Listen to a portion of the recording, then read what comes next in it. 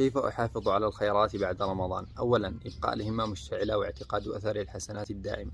ثانيا، تذكر حلاوة العبادة وحسن عائداتها على الإنسان. أما الثالثة، عدم تضييع السنن والواجبات المعروفة من صلاة ونوافل ووتر وأوراد، وألا يصل فتورنا للفرائض. قال علي رضي الله عنه: إن النفس لها إقبال وإدبار، فإذا أقبلت فخذها بالعزيمة والعبادة، وإذا أدبرت فاقصرها على الفرائض والواجبات. رابعا، تذكر الموت والخوف من اللقاء بلا عدة ولا زاد.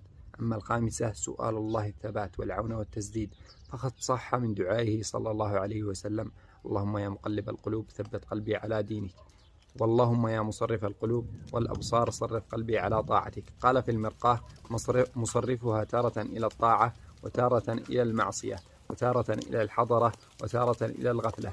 ثبت قلبي على دينك، أي اجعله ثابتا على دينك غير مائل على الدين القوي.